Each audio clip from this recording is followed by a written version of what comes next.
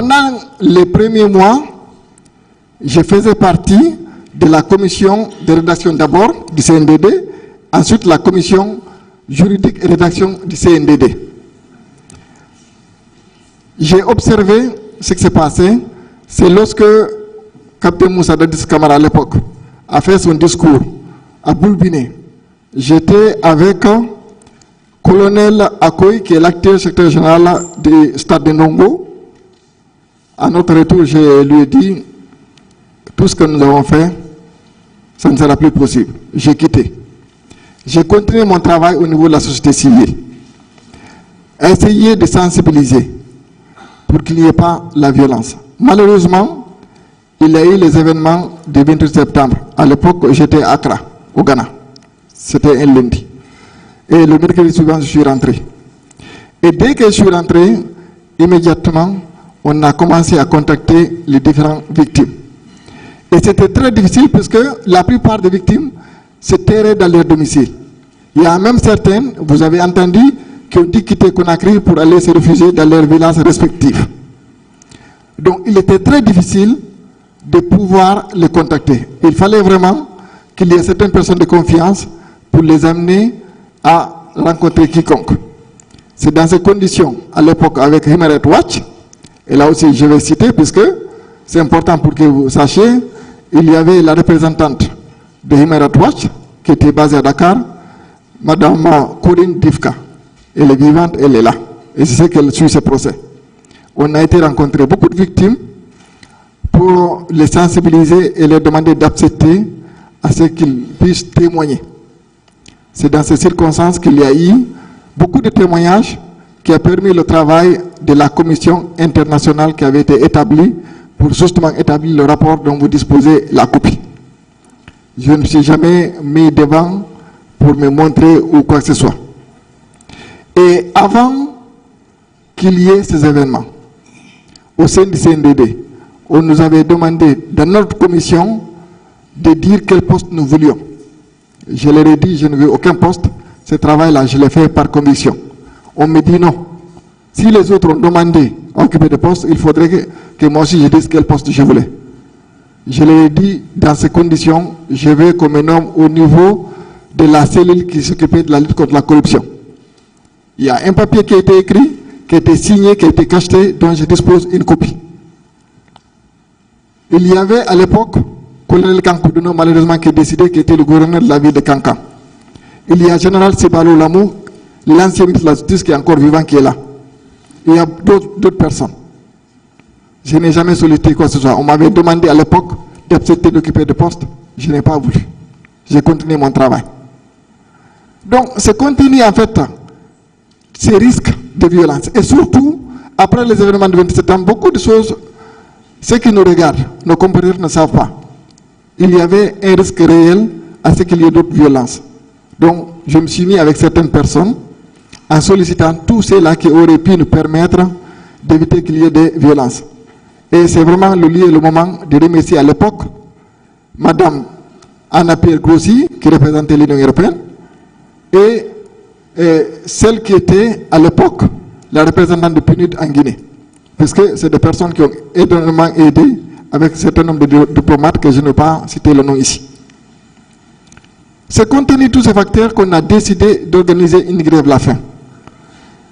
Pour demander à ce que tous les acteurs, pas seulement le CNDD, les acteurs politiques aussi, parce que si effectivement il doit y avoir l'entente et la paix, il faut à la fois qu'il y ait un dialogue, mais aussi une entente au niveau de tous les acteurs qui sont intéressés ou bien qui sont concernés par le processus démocratique dans notre pays.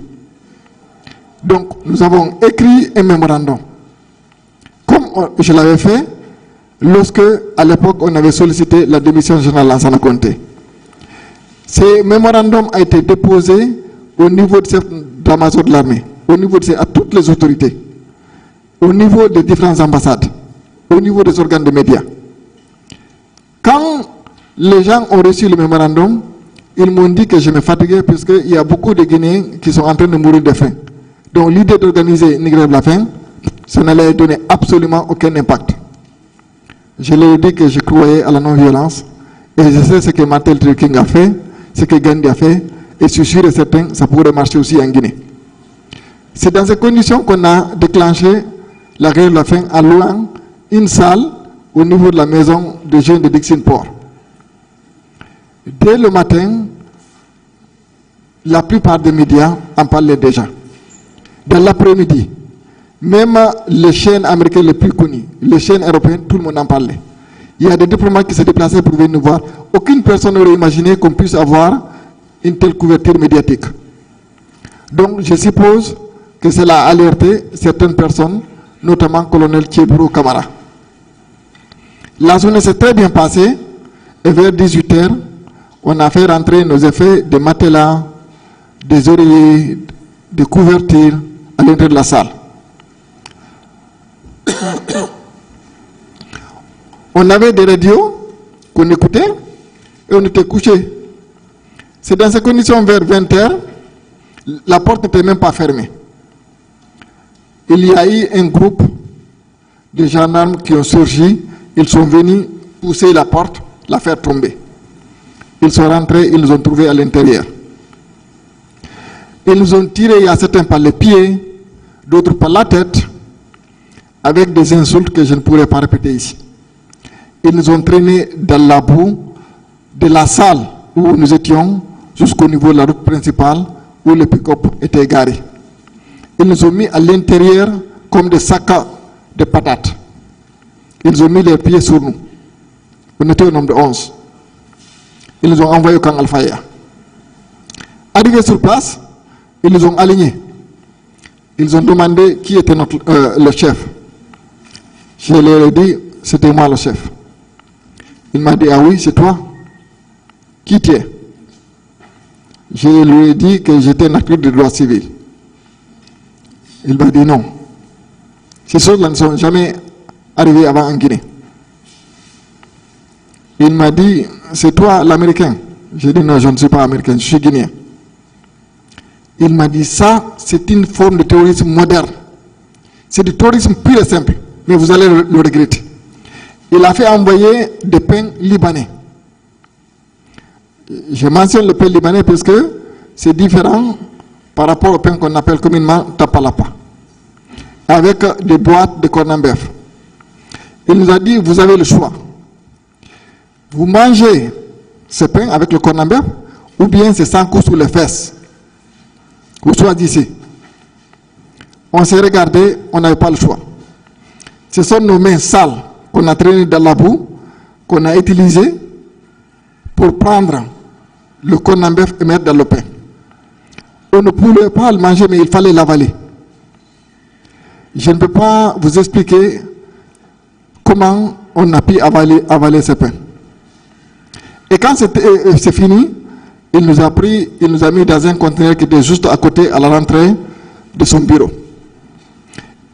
On a trouvé des personnes à l'intérieur du conteneur. C'est là-bas où on devait faire tous nos besoins. Quand on est rentré, ces deux personnes avaient pris des cartons qu'ils utilisaient comme matelas. Il y a l'un d'entre eux qui a commencé à nous menacer. Heureusement, le second nous a demandé qui nous étions. Je me suis présenté et tout, et puis ce dernier a demandé à l'autre de nous laisser tranquilles. Ils sont venus faire sortir certains d'entre nous. Ils les ont envoyés et quelques minutes après, ils sont venus me chercher. Ils m'ont envoyé dans un bureau où j'étais assis sur une chaise, mais une chaise roulante, comme par exemple celle-là. Il y avait deux gendarmes qui avaient des armes. Il y avait un civil et puis un autre gendarme. Ils ont commencé à me poser des questions. Qui vous financez? Je dis, nous n'avons pas demandé un financement. Je suis avocat et je dispose de moyens financiers pour organiser une telle grève. Et de toutes les façons, le montant que nous avons payé, c'était juste pour la location de la salle. Nous n'avions pas besoin de fonds assez importants pour organiser cette grève. Je dis, c'est faux. Après, c'est des chiffres. Ça commence. Il pose une question. Si je ne leur donne pas la réponse qu'ils lui entendent, c'est des chiffres. Des insultes que je ne peux pas répéter ici. Ça a duré de 8h jusqu'à 2h du matin. J'entendais certaines personnes crier à côté, qui suppliaient. Il me disait, tu ne dis pas ce qu'on veut entendre, voilà ce que ça va t'arriver. Et au bout du compte, je leur ai dit, écrivez ce que vous voulez. Je vais signer. Arrêtez de me frapper. Ils ont écrit, ils ont imprimé, ils ont envoyé, j'ai signé. Malheureusement, il y a un des hommes qui a continué encore à me frapper. Et il y a l'un d'entre eux qui a dit non, arrête, ne le frappe plus. Ils m'ont pris pour me ramener dans le conteneur. Mais avant d'aller, quand ils ont arrêté de me frapper, au moment où il est imprimé la copie du procès verbal, un des civils qui m'interrogeait, c'était quelqu'un qui me connaissait parfaitement bien, qui avait participé à certaines conférences que j'avais organisées au niveau de la salle de Mouna Internet sur la non-violence. C'est en ce moment il m'a dit, mais Baldé, j'ai dit, tu me connais et puis tu me traites comme ça? Et le second gendarme, je le dis ici, c'est aussi une personne qui me connaissait parfaitement, puisqu'il vient de Kona, à Tougué.